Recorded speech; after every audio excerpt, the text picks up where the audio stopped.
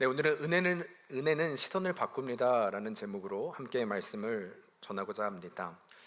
오래전 한 마을에 김씨네와 박씨네가 농사를 짓고 있었다고 합니다. 공교롭게도 이 집안의 땅은요 붙어 있었던 것이죠. 어느 날 큰 홍수가 나서 보니까 두 집의 논밭이 모두 물에 잠기고 만 것입니다.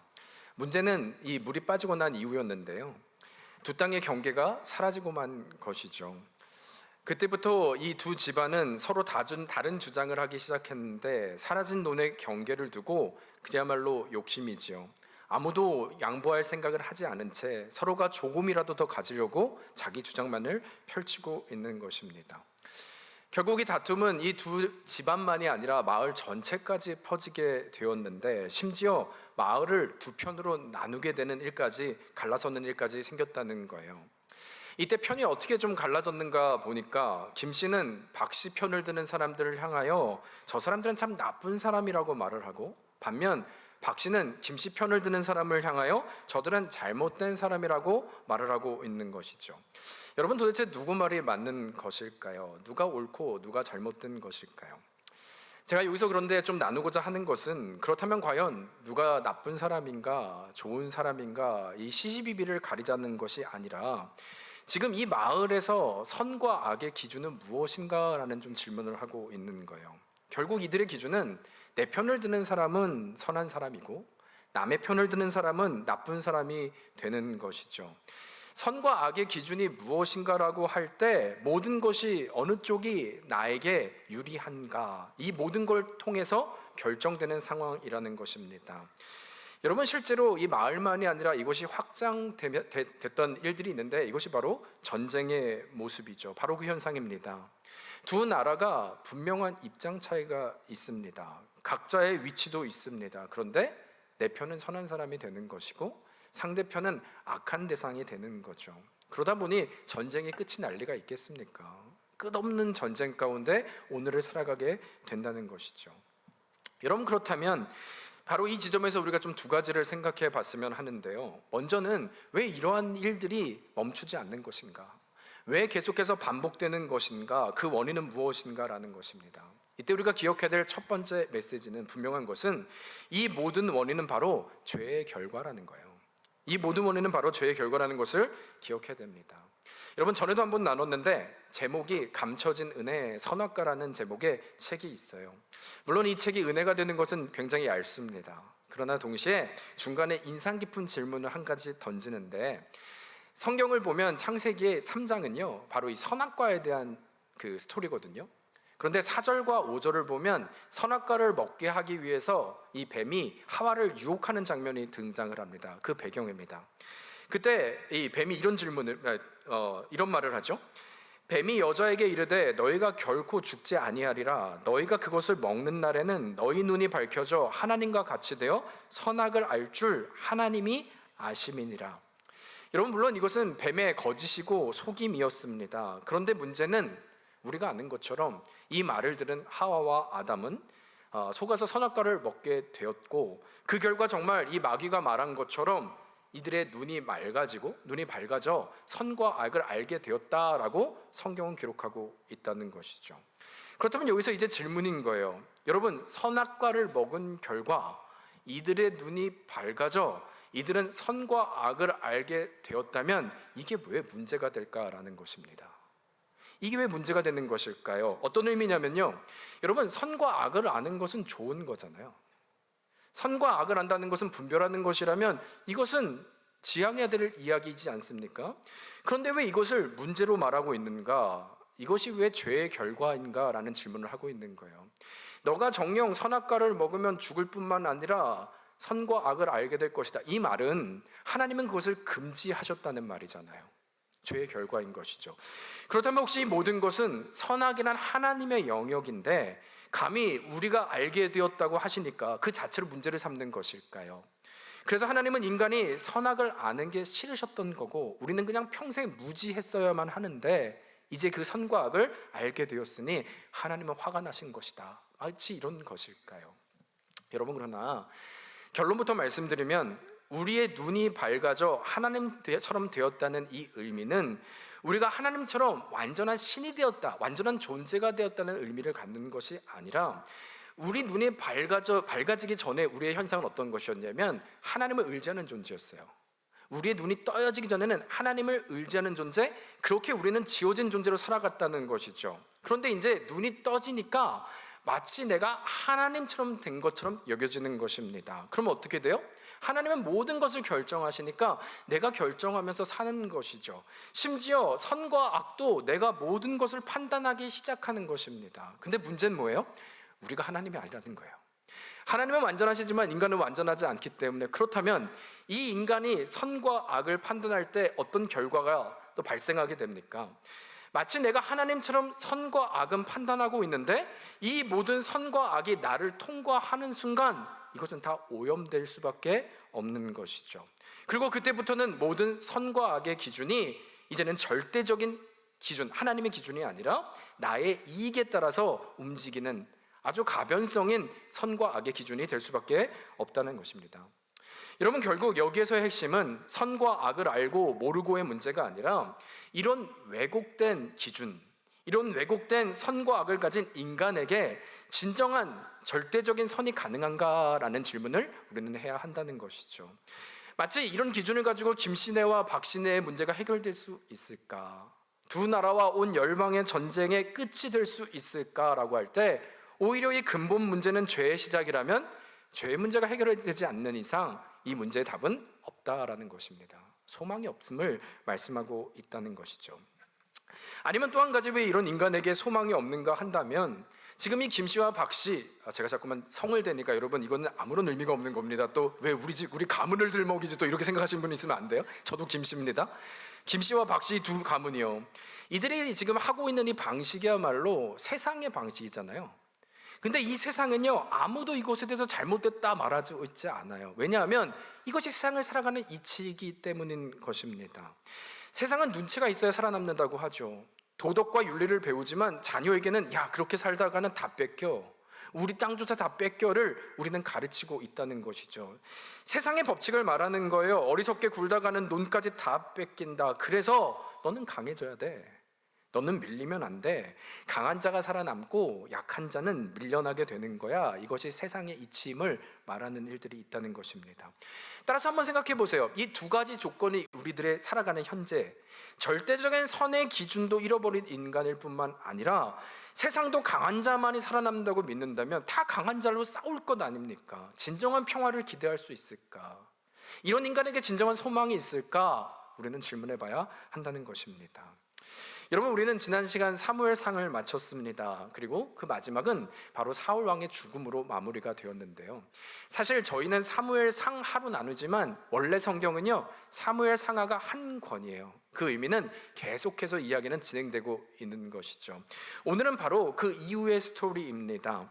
지난 시간 사울은 어떻게 끝을 맺었습니까? 이제는 전쟁 가운데 패배하게 되고 스스로 자기의 칼을 뽑아 그 위에 엎드려 자결하는 사울을 우리는 기억할 수 있습니다.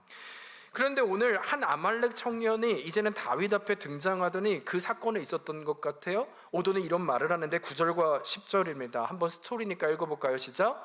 또 내게 이르시되 내 목숨이 아직 내게 완전히 있으므로 청하건대 너는 내 곁에 서서 나를 죽이라 하시기로 그가 엎드려진 후에는 살 수 없는 줄을 내가 알고 그의 곁에 서서 죽이고 그의 머리에 있는 왕관과 팔에 있는 고리를 벗겨서 내 주께 가져왔나이다 하니라. 여러분, 지금 이 다윗 앞에서 나오고 있는 이 아말렉 청년의 그 고백인데, 사실 이 청년의 고백은 거짓이죠. 말씀드린 대로 칼 위에 스스로 자결했는데 지금 이 청년은 자기가 뭔가를 한 것처럼 말을 하고 있기 때문이죠. 이 말은 철저한 계산 때문에 나온 것입니다. 왕관과 팔찌를 가져옴으로 이 말은 내가 지금 다 진실이고 내가 이 사울을 처리한 사람입니다 라고 말하는 것입니다. 어쩌면 그로 인한 상을 기대했겠죠. 내가 이렇게 당신의 원수 모든 것을 해결했으니 앞으로 다가올 일들 철저히 계산한 어떤 질문이지 않겠습니까? 다윗도 분명 원수의 죽음 앞에서 기뻐할 것이다 라고 하는 확신이 있었기 때문에 가능한 일이죠. 또한 사실 이것이 가능한 것은 제가 말씀드렸잖아요. 처음 말씀드린 김신혜와 박신혜요. 자기 편을 드는 사람은 이들의 기준, 그 사람이 선한 사람이라면 다윗의 편이 될 수 있는 건 너무나 분명한 것이고, 동일하게 두 번째 원칙도요, 세상에 살아가는 방식이죠. 원수의 목을 가져왔다고 하는 것은 칭찬받아 마땅한 것입니다. 증명하고 있는 것입니다. 내가 당신과 함께 합니다. 이것이야말로 세상의 논리와 법칙이기에 더욱더 이 청년은 확신으로 왕관과 팔찌를 다윗 앞에 가지고 나올 수 있었던 것이죠. 여러분, 그런데 이것이 너무나 분명하고 당연한 사건임에도 불구하고 11절과 12절을 보면 다윗의 반응이 좀 이상해요. 한번 볼까요? 제가 11절 읽을게요. 이에 다윗이 자기 옷을 잡아 찢음에 함께 있는 모든 사람도 그리하고, 같이 읽을까요? 사울과 그의 아들 요나단과 여호와의 백성과 이스라엘 족속이 칼의 죽음으로 말미암아 저녁 때까지 슬퍼하여 울며 금식하니라. 여러분, 지금 보면 굉장히 의외의 장면이 등장합니다. 사실 잘 이해할 수 없는 내용이죠. 왜냐하면 지금이야말로 평생 자기를 쫓았던 이 사울이 사라졌거든요. 나를 괴롭히던 당사자, 여러분 10년 채증이 내려갈 수 있는 상황이라는 것입니다. 또한 이 의미는 이제 이 사울이 없으면 사울은 천천히요, 다윗은 만말이다. 이 왕의 자리는 누구 거가 되는 거예요? 다윗의 것이 되는 것이죠. 왕이 되는 것은 이제부터는 시간 문제인 것입니다. 그렇다면 지금은 그야말로 축제를 벌여야 될 상황이고 기쁨의 상황이고 자축할 수 있는 그런 기회의 상황이었다는 것이죠. 그런데 이런 상황 가운데 옷을 찢고 있다니요, 슬퍼하고 있다니요. 또한 마지막으로 이 눈물이라는 것이 하는 것이 지금과 어울리지 않는 것은, 여러분 지금 이런 상황에 눈물을 보인다고 하는 것은 조금 전 말씀드렸잖아요. 세상의 힘의 논리와 어울리지 않습니다. 오히려 이럴 때는 강함을 보여줘야 되는 거죠. 내가 왕에 딱 맞는 어울리는 사람이다를 증명해야 하는 것입니다. 강하다는 걸 보여줄 기회였다는 거예요. 아니면 또 이렇게 생각하시는 분이 있을까봐 제가 좀 말씀드리면, 여러분 정치도 보니까 쇼맨십이 있어야 된다 이렇게 생각하는 분이 있더라고요. 그러니까 내가 나는 세상을 품을 수 있는 사람이다를 보여주는 거죠. 눈물로 연기하는 것입니다.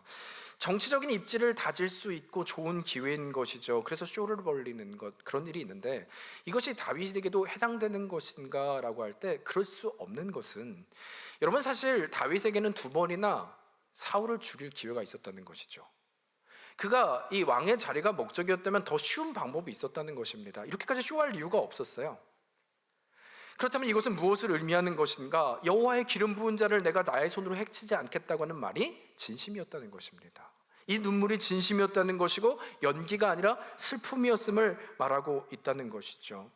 결국 지금 다윗의 애도는 보여주기 위한 것이 아니라 나와 다른 저 원수를 위해 진심으로 애도하고 있는 것. 여러분, 그러나 이것을 좀 정리하면요, 세상에 이런 이치와 법칙은 없는 것이잖아요. 어떻게 정의할 수 있느냐? 그렇다면 지금 이 다윗의 눈물은 이 세상의 법칙과 이치를 뛰어넘고 있는 것이죠. 세상은 그럴 수 있는 사람이 없으니까요. 그러나 이들의 모든 관점과 기준을 다 뛰어넘고 있는 다윗을 보여주는 것.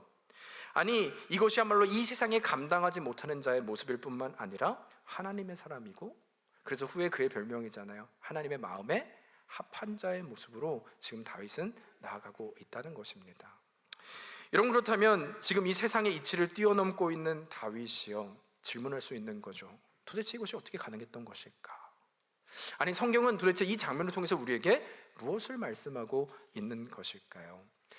여러분, 먼저 우리가 한 가지 오해하지 말아야 할 것이 있다면, 지난 시간에도 잠시 얘기를 나눴지만 우리는 일반적으로 굉장히 흑백 논리를 좋아합니다. 사울은 악한 사람이고 다윗은 선한 사람이죠. 특히 다윗은 하나님의 사람이니까 그는 아주 도덕적이고 착한 사람이야, 그러니까 이렇게 품고 울 수 있는 거지로 아주 쉽게 결론을 내린다는 것이죠. 그러나 여러분, 우리가 다시 한번 좀 기억해 볼까요? 지금까지의 다윗이 정말 그토록 신실하고 착하고 선했는가라고 할 때 아니요, 그렇지 않았다는 것이죠. 다윗은 여러분 오래전 스스로 살기 위하여 모든 것을 다 버리고 블레셋 시글락으로 도망갔던 사람입니다.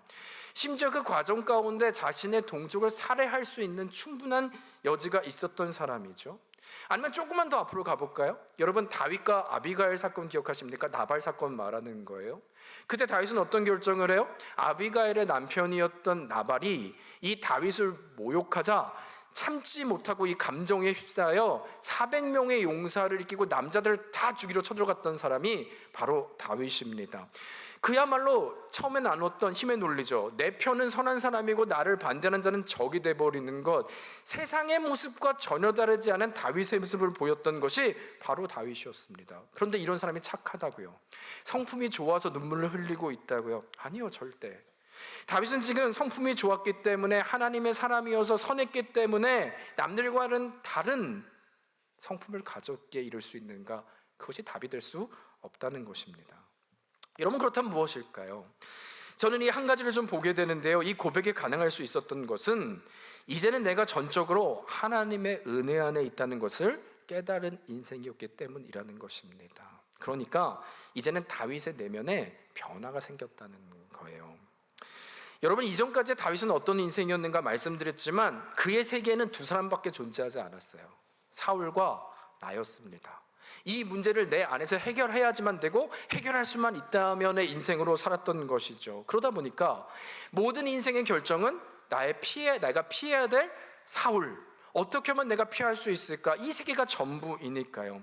인생의 고난과 고통만을 주니까요. 그러니까 가지 말아야 될 블레셋까지 가게 된 것이죠. 여러분, 사실 이것이 세상의 방법이라면 누가 블레임할 수 있겠습니까? 그러나 그는 여전히 세상의 방법을 따랐다는 것을 우리는 기억하게 된다는 것입니다. 그런데 여러분, 다윗은 이런 잘못된 결정을 하고 있었음에도 불구하고 하나님은 어떤 분이셨는지를 우리는 기억해야 된다는 거예요. 조금 전 나발 사건이요, 아비가일을 하나님이 보내주시지 않았다면 여러분, 그는 피를 묻힌 나중에 이스라엘 왕이 되죠. 하나님의 왕이 그럴 수는 없는 것입니다. 아니면 조금 전 우리가 보았던 시글락의 그 전체적인 스토리를 기억하시죠? 블레셋 방백들이 전쟁으로 나갔는데 블레셋 방백들의 반대가 아니었다면 이스라엘 백성과 같이 싸움을 할 뻔했던, 아니 그보다 더 여러분 더 충격적인 것은 사실 그 전쟁의 결말이 뭐였냐면, 지금 사울과 죽었잖아요. 이 사울과 자신의 의형제 같았던 요나단이 바로 내가 출전할 뻔했던 그 전쟁에서 죽게 된 거예요. 여러분, 만일 그 당시에 다윗이 참여했다면 어떻게 되었을까요? 아마 다윗의 인생에 평생을 지옥으로 살지 않았을까? 그 요나단과 여러분 바라보고 있는 다윗을 생각해 보세요. 그가 그것을 감당할 수 있었을까? 아니면 그 이후에도 한번 생각해 보죠. 이제 하나님의 철저한 개입하심으로 시글락으로 돌아온 다윗, 그러나 조금만 늦었다고 한다면 그의 가족들은 이미 다 잃어버릴 수 있는 환경이었죠. 그러나 실수가 없으신 하나님의 타이밍을 우리는 기억해야 됩니다. 다시 그들을 쫓게 하시고 진정한 완전한 승리를 거두게 하셨다는 것입니다. 여러분, 결국 하나님은 어떤 분이시냐? 그 순간마다 다윗을 붙들어 주고 계신 하나님이라는 것이죠. 그 결과 이제 다윗은요, 단지 머리만으로 아는 하나님이 아니라 이 하나님을 삶으로 경험하기 시작했다는 것입니다. 어떤 하나님일까요? 나의 죄성과 나의 연약함과 또 나의 실망, 또 실패, 그럼에도 불구하고 여러분, 하나님은 그에게 내가 너를 책망한다, 내가 너에게 실망했다 말하지 않으시고 그런 나를 다시 인도하여 주셔서 함께 하시는 그 하나님이 머리로 배운 하나님이 아니라 실제 하나님이 되기 시작한 거예요. 바로 나와 함께 하시는 은혜의 하나님을 경험하게 되었다는 것입니다. 나와는 상관없이 인도하시는 그 주님이요. 어쩌면 저는 이 확신을 좀 나누고 싶은데, 여러분 전도서 7장 13절에 보면 하나님이 어떤 분이신지 나오거든요. 한번 같이 읽어볼까요? 시작. 하나님께서 행하시는 것을 보라, 하나님께서 굳게 하신 것을 누가 능히 곧게 하겠느냐. 여러분, 여기서 좀 주목할 것은 하나님께서 행하시는 일을 보라라고 하는 이 말씀은 하나님께서 얼마나 엄청난 일을 많이 했는지 그 증거를 보라 하는 말씀이 아니에요. 하나님께서 얼마나 많은 일들을 보이셨는지 그걸 봐, 이 말하는 게 아니라 하나님 완전하시지, 그 말이 아니라 하나님이 어떻게 일하시는지 그 일하는 방식을 보라. 하나님이 너희 가운데, 삶 가운데 어떻게 일하시는 분인지 너희는 그 방식을 보아야 한다, 그 말씀을 하고 있는 것이죠. 이해가 되시죠? 여러분, 이 말씀을 통해서 그 방식을 말씀하신다면 이런 겁니다. 하나님이 누구신가 할 때, 여러분, 하나님은 반드시 일하시는 방식은 말씀으로, 또 말씀을 하시면 그대로 이루시는 분이신 줄 믿습니다. 그 증거가 있을까요? 있어요. 천지창조죠. 하나님께서 이 땅 가운데 시작이 빛이 있으라 말씀하시니 하나님의 방식은 어땠습니까? 그곳에 빛이 있게 되는 거죠. 말씀을 하시자 하나님이 그것을 이루시고 그것이, 모든 것이 한 번도 실패 없이 지금까지도 진행되는 것. 여러분, 따라서 제가 너무나 분명한데 이 빛은 언제 사라질까요? 제가 예언하겠습니다. 예언 아무나 하면 안 되는데 제가 예언하는데, 하나님이 빛이 있으라 말씀하신 순간부터 빛이 사라진 적이 없다면, 하나님이 빛이 사라지라 라고 말씀하시기 전까지는 결코 빛은 사라지지 않습니다. 이게 하나님이라시는 방식이라는 것이죠. 그래서 말씀하시는 거예요. 하나님께서 굳게 하신 것을 누가 능히 곧게 펴겠느냐. 하나님의 말씀하시고 하나님이라시는 방식 앞에 그 누구도 막을 수 없고, 그 우리의 상황과 내 감정과 내 연약함과 내 실패를 할지라도 하나님이 어떤 분이신지를 너희가 본다면 그분은 말씀으로 이루시는 분임을 우리에게 보여주고 있다는 것이죠. 그렇다면 여러분, 이제 다윗은 그 하나님을 보게 된 것입니다. 시작은 어때요? 나를 보면 어때요? 부끄럽죠. 도망자죠. 그 수많은 과거요, 원수 앞에서의 비겁함이요, 또 나발 앞에서 드러낸 감정적인 이 살기. 여러분, 내 자신을 묵상하면 이런 내가 무슨 왕이야, 잘못된 거지, 내가 이런 실패한 인생으로 이제는 나는 그런 인생 아니야. 여러분, 아무리 계산을 하고 아무리 생각을 해봐도 자신은 그 앞에 나아갈 수 없는 것이죠. 그러나 이제 다윗은 나를 본 것이 아니라 그럼에도 나와 함께 하시는 하나님의 은혜를 보기 시작했다는 것입니다. 그주는 어떤 분이라고요? 그런 나임에도 불구하고의 하나님이죠. 그런 나임에도 불구하고 끝까지 나를 포기하지 않으시고 여기까지 붙들어 주신 하나님의 신실함, 또 은혜. 그야말로 나의 인생은 그래서 내가 만들어가는 줄 알았는데 그것이 아니라 하나님이 나를 설득하여 주시고 인도하여 주시고 만들어 가시는 분이구나. 처음부터 끝까지 나의 연약함이 있음에도 불구하고 하나님께서는 은혜 안에 거하게 하시고 나를 실망했다 말하지 않으시고 인도하시는, 또 더 놀라운 것은 그 하나님의 은혜가 지금도 나와 함께하는 것을 이제는 고백하게 되는 다윗을 말씀하고 있는 것입니다. 여러분, 그래서 보세요. 이 말은 우리의 승리가 어디 있는가, 오늘 다시 일어날 힘이 어디 있는가 할 때 우리 자신에게 있는 것이 아니라 오늘 우리의 삶의 주인이 되시고 오늘 우리의 삶에 개입하여 주신 그 하나님을 바라보는 믿음이 우리를 승리케 하는 줄 믿습니다. 여러분, 그래서 우리가 너무 잘 아는 찬양이에요. 나의 힘이 어디 있습니까? 내가 어떻게 그 인생을 있습니까? 그러나 무엇이 이깁니까? 믿음이 이기네, 믿음이 이기네. 누구를 붙드는? 주 예수를 믿음이 온 세상이 이기네. 여러분, 나를 믿는 거요? 아니요. 그런데 내 인생에 실망했다 말하지 않으시고 나 같은 존재도 포기하지 않으시고 인도하시는 그분을 바라보는 믿음이 승리케 하는 줄 믿습니다. 여러분, 그 마음으로 한번 우리의 신앙의 고백을 찬양해 볼까요? 믿음이 이기네, 아멘. 믿음이 이기네, 주 예수를 믿음이 이기네, 아멘. 여러분, 그렇다면 한번 생각해 보자고요. 이 모든 삶이 하나님의, 우리 주님의 은혜 안에서 되어지는 삶임을 다윗이 보게 되었다면, 세상은 왕의 자리잖아요. 지금 이 왕의 자리를 어떻게 해석할까요? 저 왕의 자리를 갖기 위해서 경쟁을 하고 또 원수를 죽이는 것에 집중하는 것이 세상의 방식이라면, 이제 이 왕의 자리도 누가 허락하셔야지 되는 거예요? 하나님이 허락하시는 거죠. 여러분, 모든 패러다임이 바뀌는 거예요. 내가 저 왕의 자리를 앉는 것이 목적이 아니라, 그렇다면 하나님이 인도하여 주셔야지 가는 길이라면, 이제는 왕의 자리는 욕심의 자리가 아니라 하나님이 나에게 있게 하시는 사명의 자리가 되는 것입니다. 그렇다면 그것은 그 이상도 이하도 아닌 거예요. 하나님이 모든 것을 행하신다면 나에게 주어지는 자리요, 나는 그 일을 감당할 뿐인 것이죠. 욕심을 부릴 이유가 있을까요? 경쟁할 이유가 있을까요? 아니요, 그럴 수 없는 것입니다. 아니면 사울 관계도 동일하다는 거예요. 사울의 관계 이전에는 그와 나이가 전부라고 했잖아요. 내색의 전부입니다. 그러나 이제는 어떻게 해석이 됩니까? 둘 가운데 해석된 인생이었다면 이제 하나님과 이 상황을 보기 시작하는 것이죠. 이전에는 그래서 내 세계 안에 그를 미움으로 또 증오로 모든 것을 해석했다면, 이제는 그럼에도 불구하고 하나님의 주권과 인도하심을 믿을 때, 이제는 이 모든 관계를 통하여 하나님은 나를 지어가시는 분이심을 믿기 시작하는 것입니다. 그의 인생을 뽑아야 될 인생이었다면, 아니, 그를 통하여도 하나님은 나에게 말씀하여 주시고 오늘의 나를 인도하시는 하나님이심을 보게 된다는 것이죠. 왜냐하면 하나님의 신실하심을 믿으니까요. 제거되는 대상이 아니라, 이것이 나에게 반드시 필요하기 때문에 거쳐야 될 과정이었구나. 여러분, 광야가 없었다면 지금의 다윗은 없었습니다. 하나님이 이루신 그 신실하심을 보는 눈이 띄어진 것이죠. 여러분, 그의 쓴뿌리를 하나님은 다루고 싶으신 것이죠. 하나님께서 무엇을 말씀하시는가 할 때 여러분 다시 한번 기억할 것은, 성경은 구원을 어떻게 해석하냐면요, 건져냄으로 해석해요. 그러니까 애굽에서 포로로 되었던 이들을 건져내신 것이 구원이죠.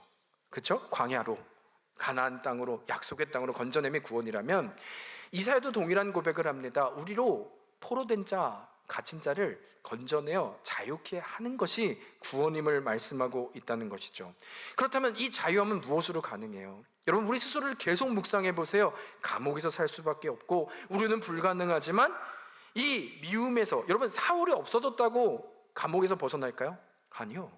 그 미움에서 벗어나는 것이, 이 세계에서 갇히는 것이 진정한 벗어남이죠. 이것은 우리의 힘으로 안 된다면, 유일하게 하나님이 이 상황에 나를 지어가시고 그럼에도 오늘의 나를 만드시는 하나님이심을 믿을 때, 이 세상의 이치와 법칙을 뛰어넘는 믿음의 신실함과 그 하나님의 신뢰함의 자리로 승리를 누리게 된다는 것입니다. 하나님을 바라보는 것이 정답이라는 거예요. 여러분, 믿음이 이기는 것, 이것이 오래된 말씀의 것이 아니라 오늘 우리에게 주시는 현실의 말씀인 줄 믿습니다. 여러분, 그런 의미로 우리에게 좀 동일한 은혜가 있었으면 좋겠어요. 무엇으로 가능하다고요? 우리의 선함이 아니라, 우리의 노력이 아니라 그걸로는 불가능합니다. 그러나 오늘도 그 다윗의 하나님의 은혜가, 아니 은혜의 하나님이 계셨다면 그 동일한 하나님이 지금도 나와 함께 하신다. 그 하나님이 지금도 나를 바라보시고 개입하고 계신다. 여러분, 그 하나님의 시선이면 가능할 줄 믿습니다. 하나님 우리에게 말씀하시는 것 같아요. 오늘도 여러분의 삶 가운데 오늘의 나를 다루시는 하나님의 행하시는 일을 보아라. 여러분, 하나님의 일하시는 방식을 믿는, 또 그 방식이 우리의 삶의 고백이 되는 여러분과 제가 되기를 주의 이름으로 축원합니다. 여러분, 한 가지만 짧게 더 나누면 이제는 그 결과를 보고 마치고자 합니다. 11절입니다. 다시 한번 읽어볼까요? 함께 읽겠습니다. 시작. 이에 다윗이 자기 옷을 잡아 찢음에 함께 있는 모든 사람도 그리하고. 여러분, 제가 이 11절을 묵상하는데 저에게 좀 주목하게 되는 단어는, 다윗이 옷을 찢는 것까지 이해가 되는데, 그가 옷을 찢자 함께 있는 모든 사람이 그러하였더라라는 것입니다. 함께 울고 함께 옷을 찢었다는 것이죠. 어쩌면 저는 이것이야말로 진정한 신앙과 은혜가 무엇인지를 보여주고 있다고 생각을 하는데요, 그것은 우리가 각자의 위치에서 하나님의 시선으로 살아가기 시작할 때 이 한 사람의 영향력이죠. 그 끝에는 더 이상 한 사람의 시선이 아니라 처음엔 나로 시작한 것이 공동체의 시선으로 전염되고 번져가는 것. 여러분, 은혜에는 전염성이 있다는 것입니다. 하나님은 그렇게 일하고 계신다는 것이죠. 그러면서 사실 저는 이 고백 위에 이 땅에 좀 교회를 떠올리게 되었는데요, 제가 벌써 한 30년 전의 일인데, 오래전 청년 때의 일입니다. 청년부 수련회를 그때 갔었습니다. 저도 저희 아내랑 결혼하기 전에 함께 한 공동체를 섬기고 있었는데, 한 강사님이 오셔서 한 사람 한 사람 형제자매님들을, 지체들을 다 기도해 주셨어요. 너무나 귀한 시간이었는데, 그 중에서 벌써 제가 말씀드린 대로 30년이 지났지만 다른 사람은 다 잊었는데 한 자매님을 위해서 기도해 줬는데, 그 내용이 아직까지도 제 마음에 생생하게 남아있는 기도가 있습니다. 그것은 무엇이었냐면, 자매님은 하나님을 위로하시는 분이세요 라는 기도였어요. 자매님은 하나님을 위로하시는 분이십니다. 어쩌면 전능하신 하나님을 위로한다고? 그것이 가능하다고? 라고 하는 이것이 저에게도 너무나 충격적이기도 했지만, 사실 무엇보다 그 센텐스와 그 기도가 너무나 부러웠던 것은, 그 자매님은 하나님의 마음을 아는 자였구나라고 하는, 그래서 하나님을 위로할 수 있는 사람이었구나라고 하는 그 하나님과 친밀함이 너무나 부럽고 지금도 그것 때문에 기억되는 것 같아요. 여러분, 참 부끄러운 고백이지만 저도 때로는 이 땅에, 이 세상에 있는 교회를 비판하고 또 지적하기도 합니다. 참 연약하죠. 저러면 안 되는데, 그러니까 교회가 안 되는 거야, 그러니까 교회가 문제가 있는 거지 라는 말을 해서는 안 되는데 할 때가 있어요. 마음에 품기도 하고 입으로 낸 적도 있습니다. 여러분, 그런데 에베소서 5장에 보니까 에베소서 5장은 이 하나님께서 예수님이 교회와 나와의 예수님의 관계가 어떤지를 아주 쉽게 설명하고 있는 구절이 있거든요. 31절과 32절입니다. 한번 같이 볼까요? 없어요? 제가 읽겠습니다. 그러므로 사람이 부모를 떠나 그와 그의 아내와 합하여 그 둘이 한 육체가 될지니 이 비밀이 크도다. 나는 그리스도와 교회에 대하여 말하노라. 여러분, 이 표현을 보면 그리스도와 교회에 대해서 말하는데 관계를 어떻게 설명하고 있냐면 신랑 대신 예수와 교회는 나의 신부다라고 말을 하고 있는 것입니다. 한마디로 말하면 그럼에도 너가 비난하고 있는 그 교회가 내 신부다, 나는 그 교회를 사랑한다고 말씀하시는 우리 주님의 음성이라는 거예요. 여러분, 만일 여러분이 사랑하는 아내를 어떤 낯선 사람이, 아니 어떤 다른 남자가 때리거나 욕을 한다고 가정한다면 어떻게 하겠습니까? 가만히 있을 수 있겠습니까? 그런데 예수님은 지금 그 말씀을 하시는 것입니다. 내 교회를 그는 나의 신부이기에 나는 가만히 있지 않는다. 내가 내 생명을 바치기까지 나는 이 교회를 사랑한다라고 말씀하시는 것이죠. 여러분, 이사야 6장을 보면 이사야를 하나님께서 부르시는 장면이 있습니다. 참고로 그 당시의 상황을 말씀드리면 수많은 이미 제사장들이 있었습니다. 그런데 하나님의 이사야를 부르시는 장면을 기억하십니까? 그때 하셨던 질문은 굉장히 의외였는데요. 이를 위해, 나를 위해 누가 나와 함께 갈꼬라는 질문이었다는 것이죠. 수많은 제사장들은 있었는데 하나님은 여전히 누가 나와 함께 갈꼬를 물으셨다면 이거는 인원수의 문제가 아니라 주님의 마음과 함께 할 수 있는, 어쩌면 주님을 위로할 수 있는 그 길 누가 갈 수 있을까의 질문은 아닐까 하는 것입니다. 그런데 이 말씀을 보면서 제가 이 교회와 또 이 이사야 또 여러 가지 이 상황들을 떠올린 이유는 어쩌면 이 질문이 바로 여러분과 저에게 하나님이 주시는 질문은 아닐까 해서입니다. 이제는 주의 신부를 향해 손가락질과 비난이 아닌 누가 나와 함께 갈꼬를 물으신다면, 여러분, 여기서 이 교회는 어떤 세상에 있는 다른 어떤 건물을 얘기하는 것이 아니라 교회란 신앙 고백의 교회거든요. 주는 그리스도시요 살아계신 하나님의 아들이심을 믿는 자들에게 바요나 시모나 복이 있도다. 이를 알게 하시려는 하나님이시니 그것이 교회가 되게 하시겠다. 그렇다면 교회는 여러분과 제가 되는 것입니다. 여러분, 멀리 있는 사람들을 말하는 것이 아니라 그 교회가 바로 그렇다면 우리를 가리킨다면 우리 안에 무너질 때 누군가 무너지는 상황이요, 또 그 영혼이 바로 상처를 받고 아파하는, 어쩌면 주님이 찾으시는 신부라고 할 때 우리의 자리는 무엇일까요? 그 신부를 위해 주님의 뜻이라면 누가 그들을 위해 울어줄고 옷을 찢을 수 있을까를 묻고 계신 것은 아닐까 하는 것입니다. 그리고 그 자리가 바로 여러분과 저의 자리임을 말하고 있는 거예요. 여러분, 그러니까 소원하게 되던데요, 다윗을 통해 하나님의 보게 하셨다면 여러분, 한 사람 한 사람 여러분과 저도 그 하나님의 시선을 갖게 될 때 우리의 공동체가 하나님의 은혜로 전염된다 그랬잖아요. 은혜의 전염이 또 퍼짐이 또 흘러넘침이 가능한 줄 믿습니다. 우리가 하나님을 바라보는 거예요. 여러분, 그런 의미로 한번 우리가 옆에 분들하고 이렇게 인사했으면 좋겠는데요. 내가 하나님을 위로하는 사람입니다. 한번 인사할까요? 내가 하나님을 위로하는 사람입니다. 네. 오늘 여러분들 좀 위로하시고 지쳐있고 힘든 분들을 우리가 좀 안아주시고, 여러분, 그게 주 안의 교회라는 것입니다. 그것은 한번 안아줄 때 여러분 흘러가게 된다는 거예요. 그런 은혜가, 그래서 교회가 소망이 되는 이 고백이 여러분과 저에게 있기를 소망합니다. 말씀을 마칩니다. 여러분, 사람을 의지할 수 있을까요? 다윗의 고백을 시편 보니까요, 수많은 나의 대적이 나를 공격한다 얘기해요. 여러분, 그들이 처음부터 대적이었을까요? 대적은 멀리 있는 사람이 아닙니다. 어제까지 나의 동료였습니다. 근데 어느 순간 대적으로 바뀌어요. 그 누구도 믿을 수 있는 대상은 아닙니다. 그럼 나는 믿을 수 있을까요? 말씀드렸잖아요. 내가 선과 악의 기준이 나의 주관적인, 내가 하나님이 아닌데 어떻게 나를 믿을 수 있습니까? 그곳에는 답이 있지 않다는 겁니다. 여전히 김씨와 박씨의 편가르기, 또 그 포로된 곳에 갇혀 지낼 수밖에 없는 우리의 인생이라는 것이죠. 묶인 자인 것이죠. 그러나 무엇이 우리를 자유케 하는가? 하나님의 일하시는 방식을 기억하는 것입니다. 그 하나님은 지금도 우리 삶에 역사를 이루고 계시고 여러분과 저의 삶을 오늘의 나로 지어가시는 하나님이신 줄 믿습니다. 그것을 믿음으로 우리 나아갈 수 있어요. 또한 이 마음이 회복될 수 있다면 우리는 사울의 죽음 앞에서도 울 수 있습니다. 품는 겁니다. 그렇게 함께 지어져 가고 함께 흘러가고 하나님의 공동체를 이루는 것, 이 모든 것 위에 은혜의 하나님, 오늘도 나와 함께 하시는 하나님의 은혜를 묵상하고 기억하고 살아내는 우리가 되기를 소망합니다. 여러분, 이 모든 것은 한마디로 정의하면 주어가 하나님이 되면 되는 것입니다. 그러면 모두 다 끝나는 것입니다.